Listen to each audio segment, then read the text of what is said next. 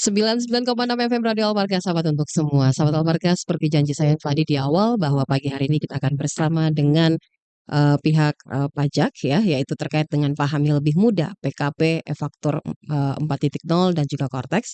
Dan telah hadir di sini di studio kami ada Mbak Elva Dwi Rosanti dan juga Mbak Suci Utami Istiarini ya. Pada kesempatan pagi hari ini kita akan membahas terkait dengan PKP, e-faktur dan e-faktur 4.0 dan juga Cortex. Saya menyapa dulu kedua narasumber saya. Assalamualaikum. Waalaikumsalam. Waalaikumsalam. Apa kabar, Mbak? Alhamdulillah. Alhamdulillah. Alhamdulillah. Iya, kita akan membahas terkait dengan PKP juga e-faktur. Nanti kita mengalir saja apa yang akan disampaikan karena banyak mungkin pendengar kita yang ingin mengetahui program dari pajak seperti apa ya, dan ini juga bisa menjadi catatan buat pendengar kita terkait dengan apa yang akan kita bahas.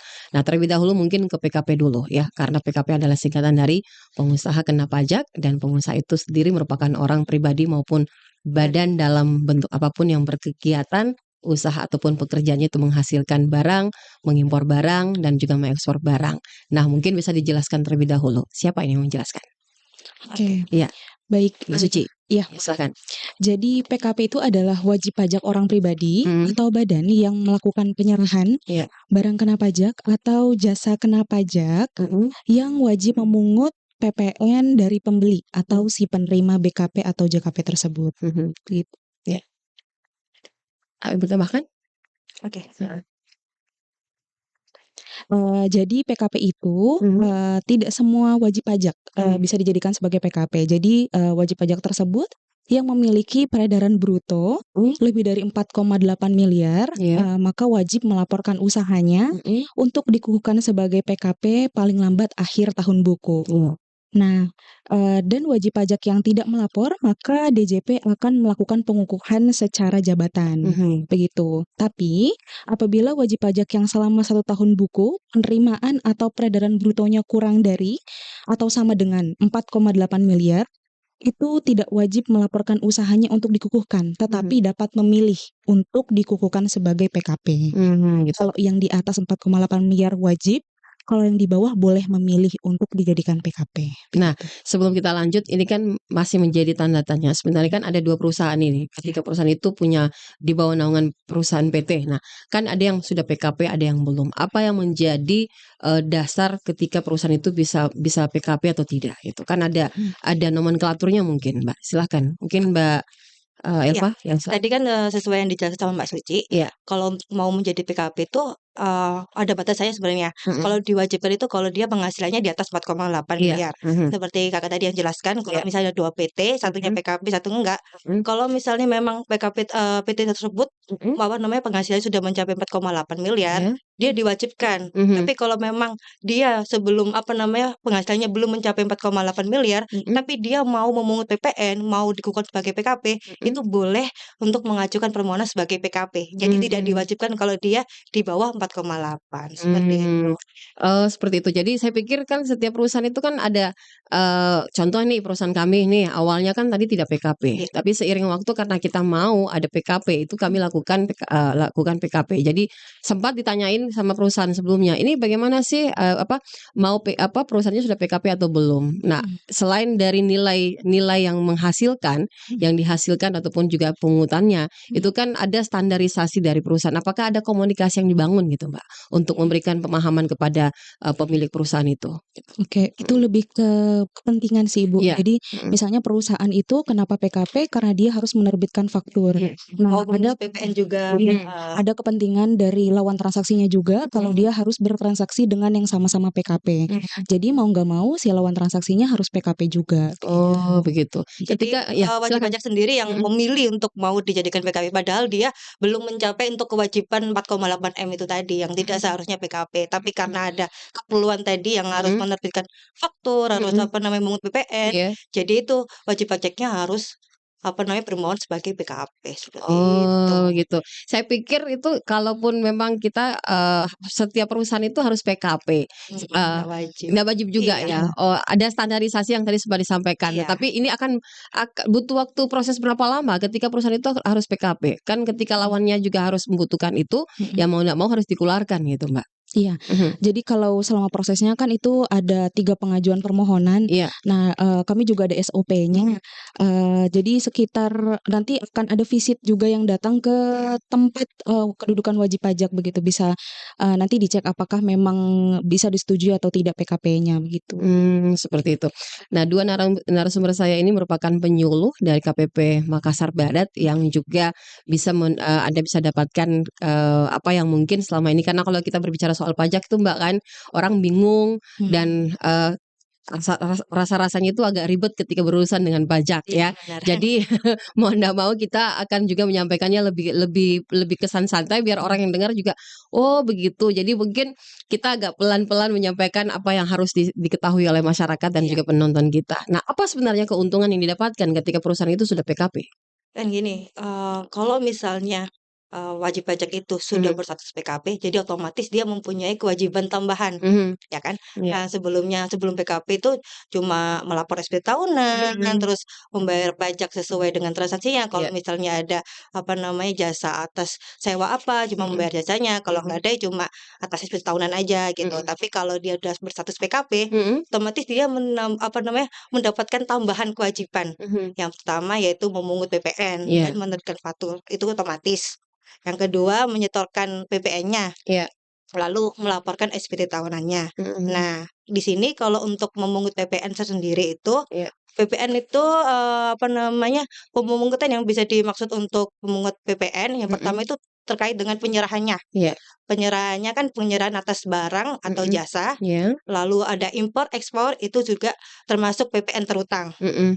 Lalu juga memungut itu bisa jadi dari pembayarannya. Jadi pembayarannya kalau misalnya dilakukan sebelum ada penyerahan atau sebelum dilakukan kegiatan atas jasa itu juga termasuk pemungutan PPN. Gitu. Lalu yang kedua otomatis harus menerbitkan faktur. Iya, Nah, betul. itu kan kewajibannya harus menerbitkan faktur. Jadi biasanya kan ada lawan transaksi minta fakturnya mana, seperti itu kan ya. Gitu. Betul. Jadi itu sebagai kayak bukti transaksi atas itu tadi. Jadi kan di penerbitan fakturnya itu ada detail nilai transaksi, detail nama barangnya mungkin atau jasanya kayak gitu. Nah, penerbitkan faktur ini kan untuk jenis faktur ada 2. Iya, betul. Yang pertama pajak keluaran sama pajak masukan. Iya. Kalau dari sisi penjual, itu namanya pajak keluaran. Gitu. Kalau misalnya dari sisi pembeli yang menerima fakturnya, berarti pajak masukan. Jadi misalnya ini perusahaannya Ibu transaksi sama kantor kami, gitu. Nah, yang menerbitkan faktur dari perusahaannya Ibu, misalnya gini ya.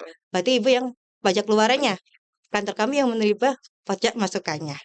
Seperti itu. Kan biasanya nih kalau kita transaksi nih saya mau bersih nih. PPN, PPh itu ditanggung semua. Nah, kami mau terima bersih, nilainya saja ya. Kita contoh nih, nilainya 4 juta. Saya mau terima bersih, semua ditanggung. Ditanggung sebelah sana nih, sebelah sini saya terima bersih. Itu komitmen di antara kedua belah pihak pastinya. Oke. Jadi kayak kesepakatan gitu. Itu lebih tergantung pada siapa lawan transaksinya juga sih Ibu.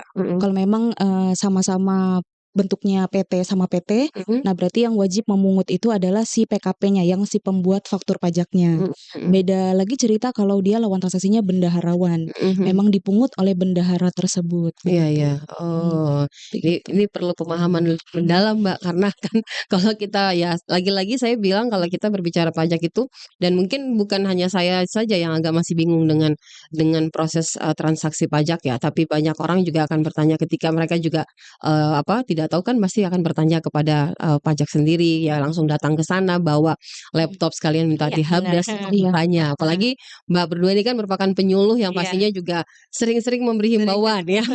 Sering-sering memberi himbauan. Nah, tadi kalau keuntungan keuntungan yang sudah PKP, apa ya kerugian ketika perusahaan itu tidak PKP gitu, Mbak? Nah, kalau untuk kerugiannya, apakah ada kan biasanya kalau nggak ada kerugian ngapain saya pakai PKP, mending nggak usah PKP terus gitu kan. Nah itu gimana tuh? Iya, jadi sebenarnya keuntungannya itu Heeh. adalah dia bisa mengkreditkan faktur pajak masukan. Berarti kalau kekurangannya Iya. atau kerugiannya itu berarti lawan transaksinya. Apabila dengan lawan transaksi yang non PKP, berarti kan yang non PKP-nya tidak dapat mengkreditkan Iya. faktur pajak masukan, sedangkan itu merupakan pengurang. Pengurangan. Iya, betul. Kayak Dari deposit kurang pajaknya pajak. seperti Iya, itu. begitu itu. Jadi memang keduanya ini saling simbiosis mutualisme lah. Saling Maksudnya membutuhkan iya, ya. Iya. karena PPN itu kan rantai ya, Iya. berantai, jadi otomatis itu akan terus mengulang begitu sampai ke konsumen akhir begitu. Gitu. Nah, kalau dari pihak kami nih, kalau dari pihak orang yang telat melakukan pembayaran pajak, itu kan akan direkap tuh, akan ada pengutangan istilahnya. Nah, sementara mereka tidak pernah mendapatkan surat cinta, itu seperti apa itu, Mbak? Kan itu jarang-jarang ya, istilahnya biasanya kan orang lalai nih, tidak melaporkan. Nah, ketika mereka terima surat cinta nih, tiba-tiba dihitung dari awal sampai akhir tuh ada berapa banyak gitu kan. Itu bisa ndak minta pengurangan? Terus kenapa bisa terbit yang namanya surat cinta dari sana gitu?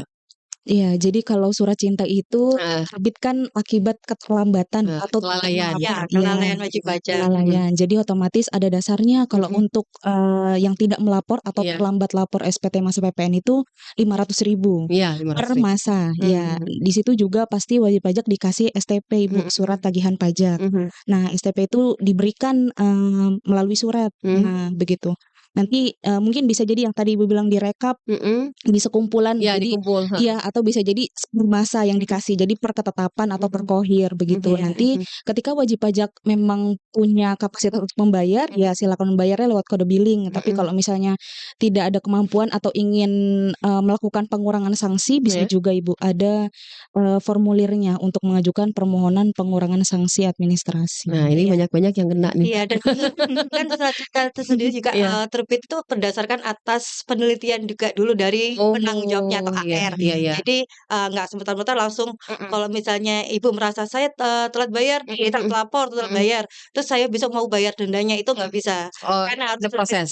karena harus terbit surat cintanya itu sendiri kan ada nomor ketetapannya tuh, Iya. dasar untuk pembayaran sanksinya atas nomor ketetapan. Dan surat cinta tersebut kami juga nggak bisa memastikan langsung keluar apa enggak, karena kan terkait penelitiannya itu dulu dari pengawasannya, dari AR-nya gitu. Dan itu mungkin juga butuh waktu karena satu penanggung jawab juga dia memegang lebih dari 10.000 wajib pajak juga gitu. Jadi kalau misalnya merasa memang pernah telat lapor atau telat bayar, nanti kalau ketika dia menerima surat cinta jangan kaget aja seperti itu Wah, gitu. itu biasanya butuh proses berapa lama, Mbak?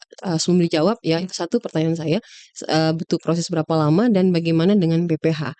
Ini bagi pimpinan-pimpinan perusahaan ya, yang mungkin punya apa ya, punya kerjaan di luar, terus dia sudah jarang lapor gitu, bagaimana itu?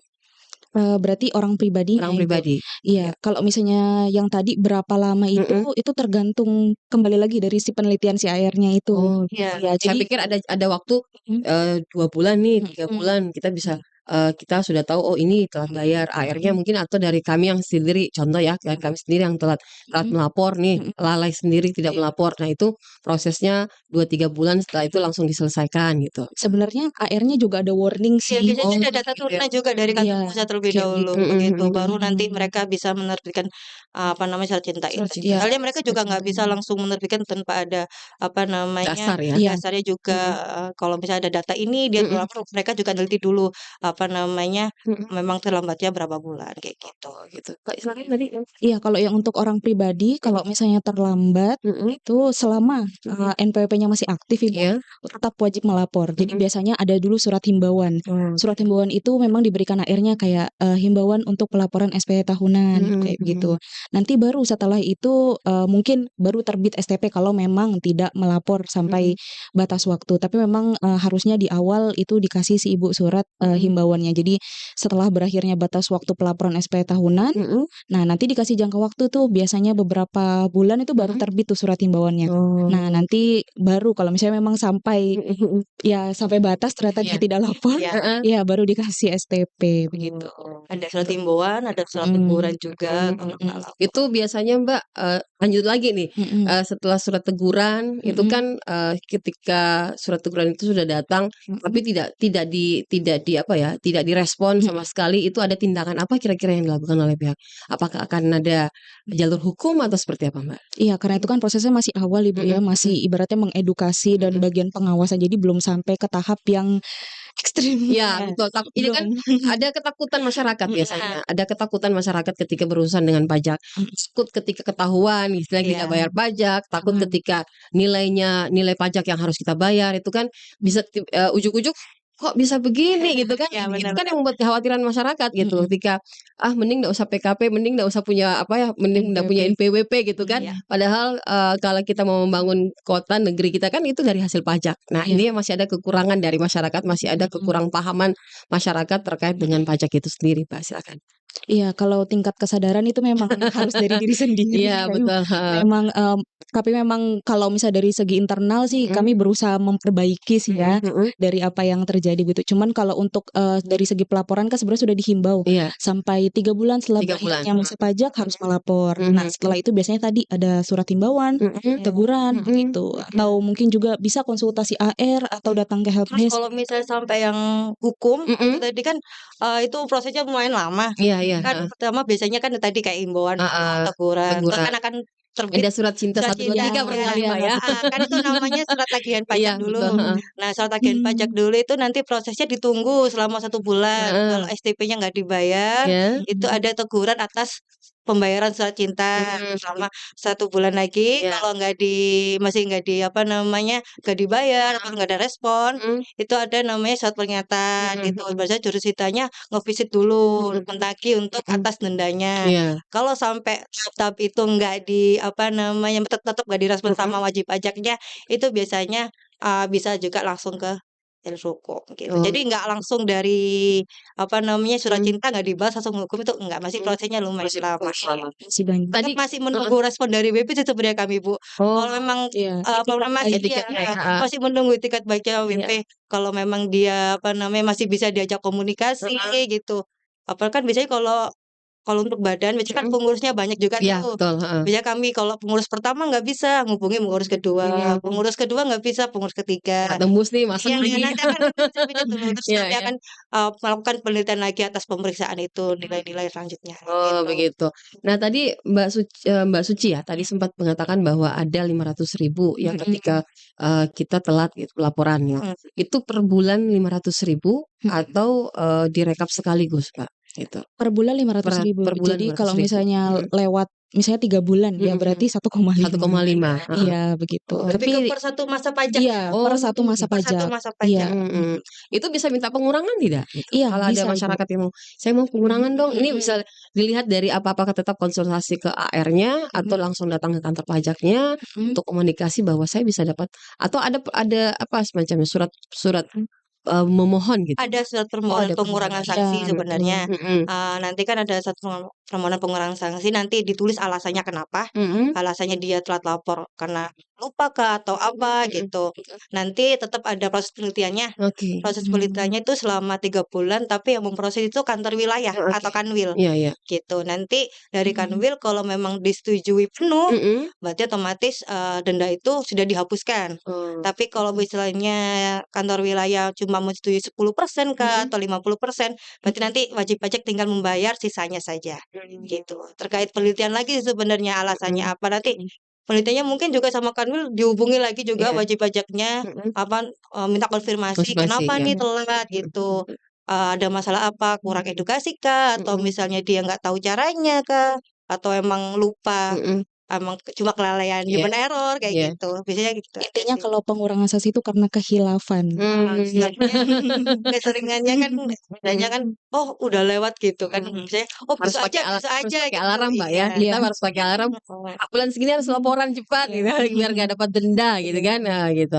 Nah, Mbak, berbicara soal PKP itu kan juga ada satu masa yang dimana juga masyarakat memang betul-betul harus memahami. Kan kita ini sekarang ini kan kalau kita lihat ladang bisnis ini besar sekali ya. Setiap orang itu kan ingin membuka yang namanya mendirikan perusahaan PT ataupun CV. Tetapi ada langkah-langkah yang mungkin mereka tidak ketahui, Kan setahu saya itu ketika akan mendirikan satu perusahaan ataupun PT ataupun perusahaan itu akan PKP itu kan ada survei kalau nggak salah Mbak ya. Ada survei yang dilakukan ke rumah ataupun ke kantor yang akan ditunjuk sebagai lokasi apa ya kantor itu tersebut. Nah, itu syaratnya apa saja Mbak? Ini sebelum kita melangkah ke e-faktur 4.0 silakan. Iya, kalau untuk pengurusan pertama pasti buat dulu NPWP-nya itu ya, badannya. Terus habis itu kalau sudah mau pengajuan PKP, berarti dia harus mengajukan 3 formulir. Iya, pengukuhan PKP, aktivasi akun, sama permintaan sertifikat elektronik. Nah, bukti pendukungnya tuh mirip-mirip, akta pendirian, terus KTP dan NPWP pengurusnya.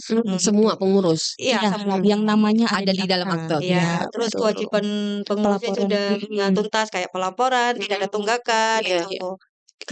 Kalau perusahaan baru itu Pak gimana?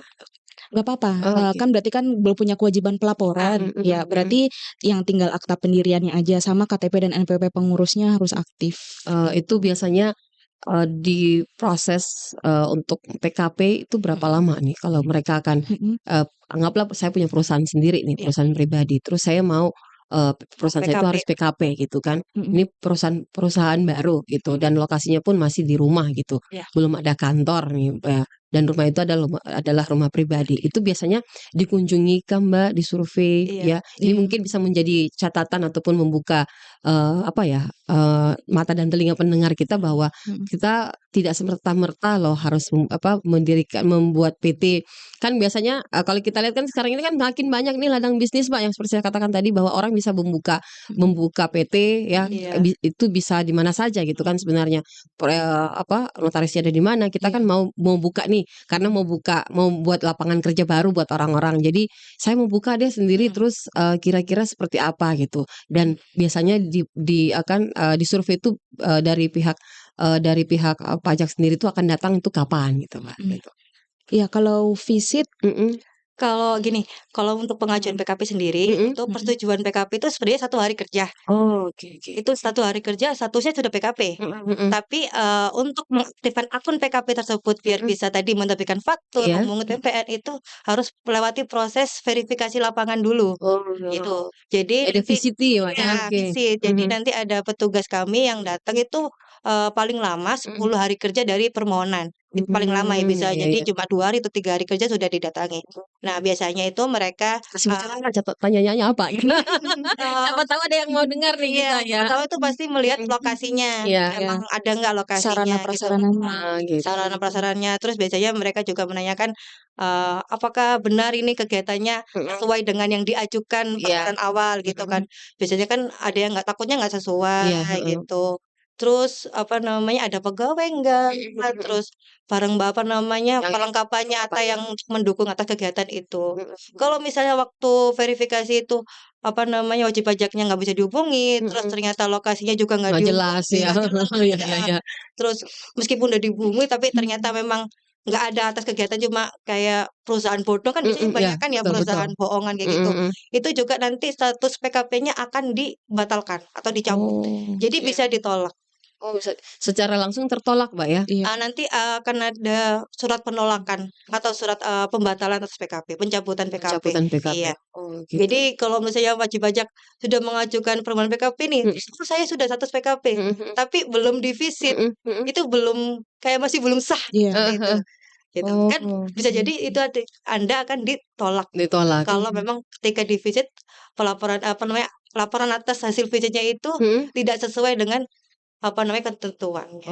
Gitu ya. Wah, jadi perlu kehati-hatian juga jangan sampai perusahaan itu perusahaan bodong. Betul juga sih sebenarnya karena kan ya memang makin ke sini bisnis itu semakin kelihatan banyak saja karena orang mungkin mau berusaha sendiri. Banyak yang cuma pinjam nama ya betul. Padahal itu kegiatannya bukan di situ gitu. Ya itu kan akhirnya jadi semacam bumerang juga ya ketika ada satu kasus gitu kan Mbak. Itu kan banyak tuh biasanya ini perusahaannya mana, alamatnya di mana gitu kan nggak jelas gitu. Iya betul, betul. Nah Mbak ada yang menarik juga ingin saya tanyakan untuk saya selain selain e-faktur 4.0 tadi ini ketika perusahaan-perusahaan ini mereka kan ketika akan berdatangan atau datang ke kantor pajak untuk menanyakan nih kita bisa PKP atau tidak gitu. Terus persyaratannya apa? Terus ketika ada surat cinta sudah tiba itu seperti apa? Nah biasanya kan masyarakat juga merasa bahwa kita nggak usah bayar pajak lah gitu. Apakah proses itu semua harus terlewati, Mbak? Gitu.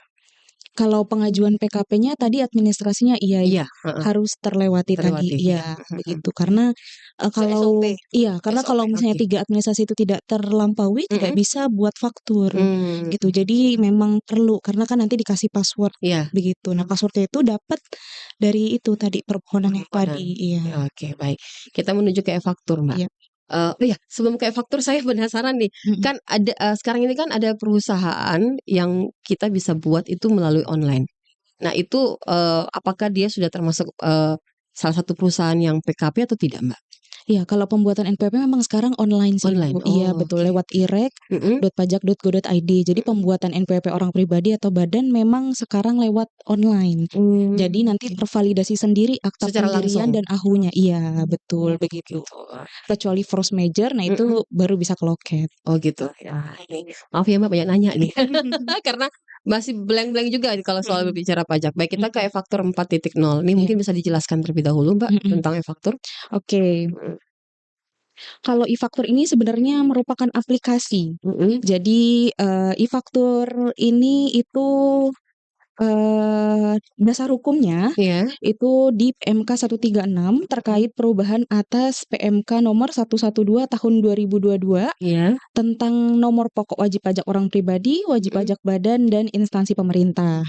Selain itu, e-faktur 4.0 ini juga dilandasi dengan adanya Undang-Undang Nomor 7 tahun 2021 tentang harmonisasi peraturan perpajakan dan yang paling terupdate itu adalah Per 06 tahun 2024 yaitu di mana adanya penambahan layanan secara bertahap untuk mengakomodir NIK sebagai NPWP dan juga NIT KU begitu Ibu. Jadi e-faktur ini versi 4.0 ini perbaruan dari yang sebelum-sebelumnya gitu. Apa yang menjadi perbedaan Mbak e-faktur dengan yang sebelumnya dengan 4.0 ini? Nah, adanya perbaruan NIK dengan NPWP 16 digit. Berarti ada connect antara e-faktur dengan NIK ya? Iya, betul. Kan kemarin 1 Juli tempat diresmikan kan tersosialisasi nih ya.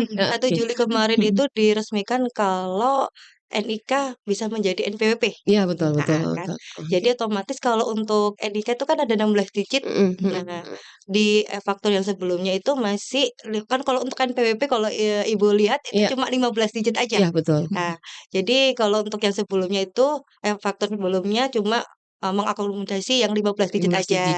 Nah, karena sekarang NIK sebagai NPWP yang 16 digit, otomatis ada pembaruan biar bisa menggunakan NPWP 16 digit. Nah, untuk badan sendiri kan nggak mungkin nih pakai KTP, pakai NIK. Jadi untuk NPWP 16 digitnya itu hanya ditambahkan 0 di depannya.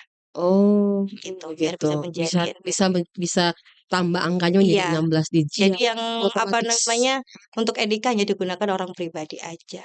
Oh gitu. Jadi NPWP ini masih berfungsikah atau tidak Mbak? Secara kan ini nyambung nih ke NIK nih, connect jadi ke NIK. Jadi kita masih tetap bawa NPWP atau tidak atau hanya NIK-nya saja yang diperlihatkan atau gimana? Sebenarnya masih bisa digunakan sampai 31 Desember. Karena kan masih banyak wajib pajak yang belum melakukan pemadanan. Itu. Nah, kenapa masih bisa digunakan? Takutnya nanti kalau wajib pajak cuma membawa NIK aja, ternyata dia belum pernah pemadanan NPWP NIK, NIK-nya nggak akan sinkron di data kami. Nah, proses penadanan itu seperti apa, Mbak? Iya, prosesnya singkat sih Bu. Kalau lewat pribadi sendiri ya mandiri wajib pajak lewat DJP online. Jadi masuk ke menu profilnya, nanti dimasukkan input NIK, terus nama, tepat tanggal lahir, intinya sampai valid lah. Karena kan nanti validasi nomor KTP aja. Iya, ke Dukcapil begitu. Oh, langsung lapor saja ke sana. Atau bisa mandiri, online. Lewat online di DJP online. Oh, begitu. Ini apa ya? Karena belum tersosialisasi dengan baik sekalipun masih di tahun ini kan perlu penyampaian kepada masyarakat luas bahwa akan ada penadanan dari NPWP ke NIK gitu. Jadi untuk disinkronkan gitu. Iya. Nah, kira-kira Mbak kalau untuk bagi orang yang yang ingin melakukan pemindahan itu apakah dari pribadi nih, dari pribadi itu bisakah? Iya bisa Ibu. Jadi, secara mandiri tadi, tinggal input NIK-nya aja. Karena kan, sebenarnya kalau misalnya, pembuatan NPWP, yang terbaru itu biasanya dia sudah sinkron. Karena kan memang NIK dengan NPWP itu, di sistem yang terbaru itu udah langsung otomatis. Nah, tapi untuk, wajib pajak yang mungkin terdaftarnya sudah lama, atau memang ada perbaruan di, Dukcapil, Dukcapil, ya, nah itu perlu dipadankan lagi, begitu. Iya, Begitu karena kan sih. biasanya juga ada yang di Dukcapil tuh namanya nggak sesuai, ada yang kayak, apa namanya, gelarnya, gelar gajinya, Iya. dulu ada gitu, Sekarang nggak terus ada. sekarang Dia ya dihapus gitu, gitu, jadi kan kayak nggak sesuai, Iya. terus ada kayak pergantian nomor KTP Iya, mungkin, heeh. gitu, atau tanggal lahirnya atau apa gitu, jadi kita menyesuaikan. Apa yang mempermudah Mbak dengan penggunaan e-faktur ini yang baru 4.0 nih? Sebenarnya masih sama sih Masih Ibu, sama? sama yang versi 3.2, cuman tadi hanya mengakomodir penambahan NPWP 16 digit. Karena nanti kan, kalau misalnya dia tidak update ke Iya. versi 4.0 dia tidak bisa buka e-fakturnya. Yang lama. Jadi memang sudah langsung di, kayak blok begitulah. Jadi ketika dia mau login pasti nggak bisa. Nggak bisa. Pasti harus disuruh update dulu ke 4.0 karena biar keduanya lawan transaksinya juga masing-masing itu sudah, padankan begitu. Karena kan nanti hasil dari fakturnya itu, nanti akan ada NPWP-nya, NPWP 15, NPWP 16 dan NITKU-nya, Oh gitu. oh gitu ya. Itu akan berakhir per bulan Desember di tahun ini? Itu untuk pemadanan yang orang pribadi. Orang pribadi, iya Iya, betul, maksudnya untuk yang pribadi ini. iya betul. Saya belum melakukan itu, Mbak. Jadi saya harus bertanya juga ini, Iya, mewakili suara pendengar saya dan juga hati nurani saya sendiri. Iya, lebih tepatnya sih kemarin dari tanggal 30 Juni batasnya, gitu.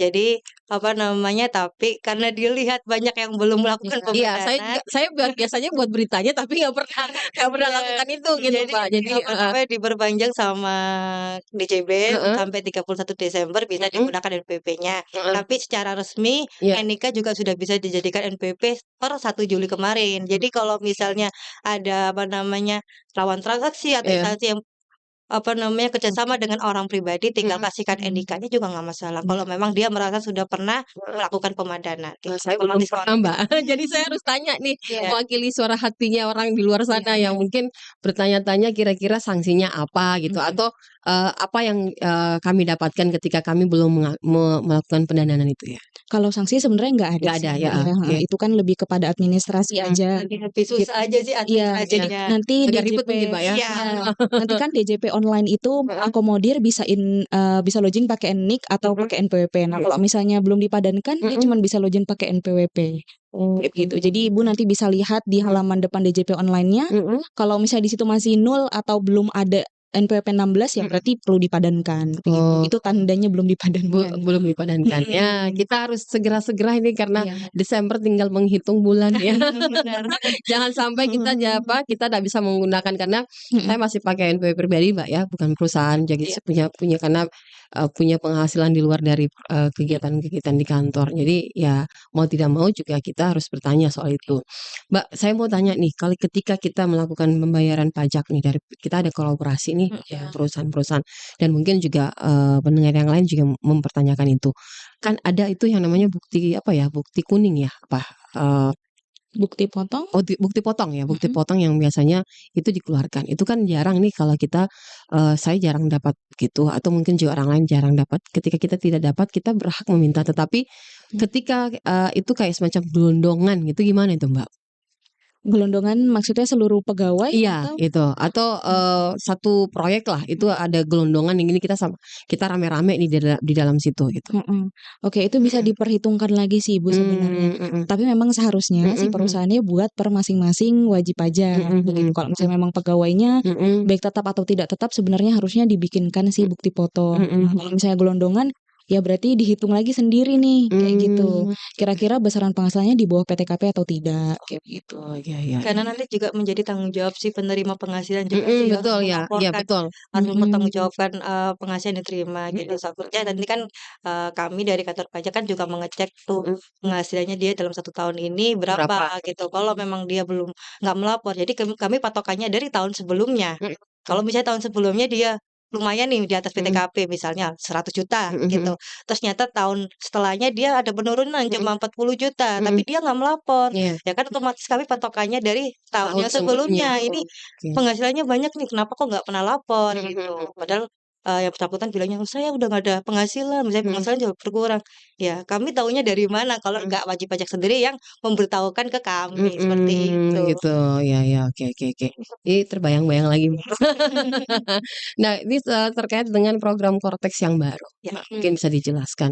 Kemarin ada teman saya itu mendapat undangan, undangan, terus ngajak-ngajak kami di sini semua untuk ikut bimbingan itu. Jadi apakah itu bisa by sistem online, melalui istilahnya kita bisa diajarnya melalui online. Tapi sebelumnya mungkin bisa dijelaskan dulu terkait dengan Cortex, silahkan Mbak. Iya, jadi Cortex itu sistem inti administrasi perpajakan atau SIAP lah. Cuma bahasa yang lebih di announce ke wajib pajak itu Cortex. Ya, jadi Cortex itu sebenarnya keseluruhan aplikasi yang jadi satu.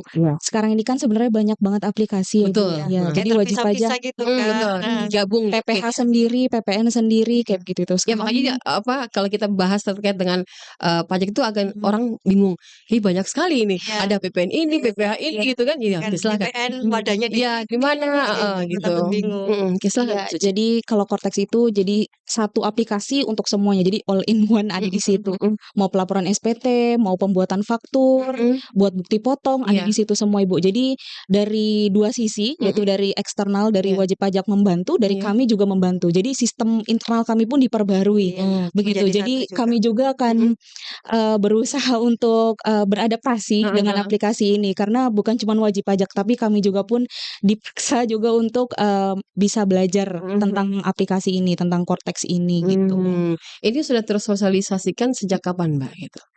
Sebenarnya Cortex sudah dari lama sih Ibu mulai dikembangkan ya, cuman memang baru dirilis dan mulai digaungkan di tahun ini. Di awal tahun ini memang sudah mulai diberitahu sih kalau misalnya tahun depan tidak ada lagi DJP online atau mulai tahun depan akan digunakan Cortex begitu. Begitu sih. Dari mulai tahun ini. Kan bulan kemarin ya sosialisasi ke WP. Kalau untuk ke wajib pajak adalah di bulan sekitar 1 bulan atau 2 bulan yang lalu. Oh, jadi apa ya? Ada kemudahan mungkin yang kita bisa dapatkan ketika betul. Apa Mbak nih kemudahannya? Ya kan kasih bocoran lah. Kan selama ini kan Ibu kalau lapor SPT tahunan di DJP online, kalau mau buat NPWP di IRES, terus mau melapor PPN di web e-faktur, kan dia webnya sendiri, buat faktur pajak di aplikasi. Sekarang tuh menjadi satu di Cortex itu. Jadi nanti di Cortex sudah ada pelaporan SPT tahunan tadi yang dijelaskan, pembuatan faktur juga di situ. Jadi kayak satu aplikasi itu semuanya ada di dalam. Jadi kayak nggak ada alasan untuk wajib pajak. Saya nggak tahu Mbak websitenya apa. Saya nggak punya aplikasinya itu udah nggak ada alasan karena udah menjadi satu. Terus ya progresnya lebih dipermudah sih lebih tepatnya ya. Gitu. Nah, selain itu Mbak kemudahan yang kita dapatkan kira-kira nih kalau masyarakat mau belajar nih bagaimana nih Mbak? Apakah bisa by sistem online atau diarahkan saja atau seperti apa gitu? Iya, jadi kalau untuk bulan lalu Ibu itu kita yang panggil, tapi versinya masih intranet alias tidak bisa diakses secara internet. Karena itu juga masih ibaratnya dummy lah ya. Gitu. Cuman memang sudah sama persis dengan yang aslinya dan tapi masih pakai bahasa Inggris. Nah, tapi untuk yang di bulan ini itu sudah digaungkan tuh versi yang kelas pajak. Jadi wajib pajak sendiri yang bermohon ke kami. Kalau kemarin kan kami mengundang. Iya, betul. Iya, kami mengundang beberapa dan bagaimana dikonfirmasi datang atau tidak. Kalau sekarang memang inisiasi dari wajib pajak itu sendiri untuk misalnya saya mau belajar kayak begitu dan sekarang ada juga simulatornya. Ada di DJP online. Sudah bisa versi online untuk di bulan ini. Jadi wajib pajak punya dua versi. Mau daftar kelas pajak untuk dipandu sama kami petugas atau mau belajar sendiri di rumah itu melalui simulasi tadi daftar di simulasi gitu. Itu kalau mereka datang Mbak belajar secara tatap muka nih itu biasanya berapa lama dibutuhkan waktu untuk?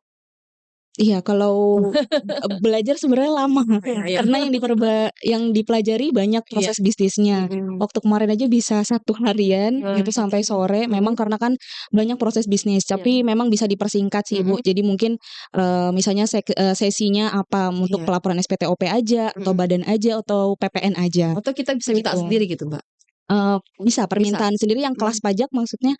Iya Iya, betul, jadi kalau kelas pajak bisa juga, tapi memang kalau untuk kelas pajak ini dibatasi sampai setengah hari. Kalau yang kemarin pada saat yang pertama, tahap pertama itu memang sampai Sampai sore. sore ya? Iya, begitu. Karena semua probis disampaikan. Disampaikannya. Iya. Nah ini kan mungkin kalau saya kan biasa dapat tuh, termasuk teman saya juga dapat kemarin bahwa mau ajak kita sama-sama nih belajar. Nah, apakah setiap saat teman-teman dari pajak itu membuka kelas pajak, Mbak? Ataukah ada momen-momen tertentu saja gitu? Kalau di kantor kami ini Di tiap hari wilayah barat Kamis, ya? di KPP Makassar Barat tiap Kamis.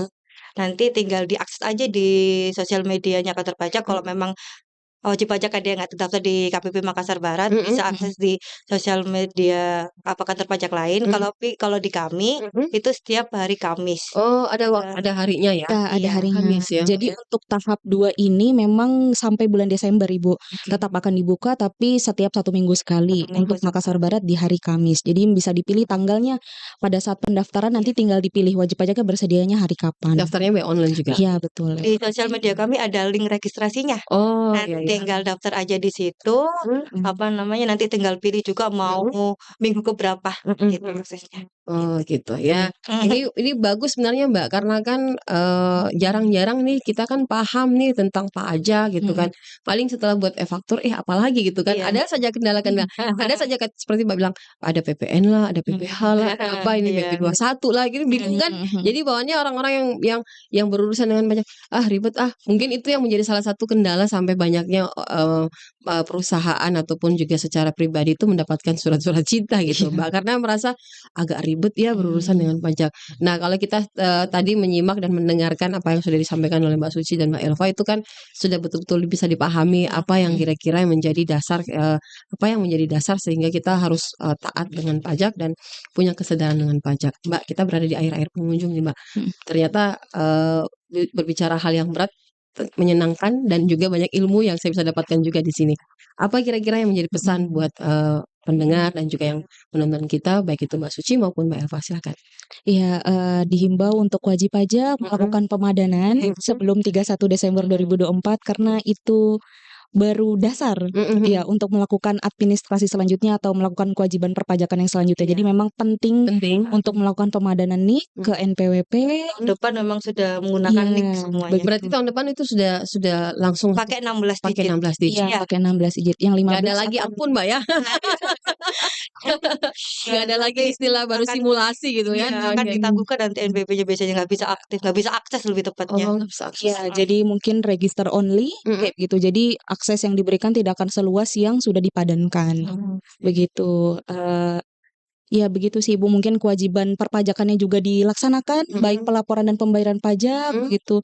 Pelaporan dilakukan secara tepat waktu agar tidak mendapatkan surat cinta. Iya, seperti itu sih. Iya. Silakan Mbak. Terus kalau misalnya mau tahu informasi yang kan informasi terbaru, bisa akses aja di sosial media. Kami kan semuanya punya akun Twitter, YouTube, sama Instagram. Instagramnya Ditjen Pajak juga ada, Instagramnya kami juga ada di @pajak_mks_barat. Kalau misalnya masih ada yang perlu ditanyakan, bisa langsung datang ke kantor di bagian helpdesk. Kami juga punya nomor layanan konsultasi di WA gitu. Jadi banyak akses untuk wajib pajak bertanya lebih tepatnya. Baik. Jadi diingatkan untuk pemadanan untuk NPWP ke 16 digit. Ya, jangan sampai lupa. Saya juga Mbak harus ingatkan karena tahun depan ini sudah penggunaan NPWP 16 digit. Jadi jangan sampai Anda tidak bisa mengakses ya. Nanti honor-honornya nggak bisa di ini. Benar. Ya, yang rugi kita juga pastinya ya. Baik, sekira demikian talk show kita pada kesempatan pagi hari ini. Jangan lupa untuk menyadari bahwa ada pajak yang harus kita bayar karena membangun negeri ini juga butuh dengan kesadaran kita dalam hal pajak ya. Terima kasih Mbak untuk memberikan kami pemahaman terkait dengan PKP, terus e-faktur 4.0 dan juga Cortex. Kita akan bertemu kembali dengan isu yang berbeda. Terima kasih Mbak Elva, Mbak Suci sudah bersama dengan kami. Assalamualaikum warahmatullahi wabarakatuh. Waalaikumsalam warahmatullahi wabarakatuh.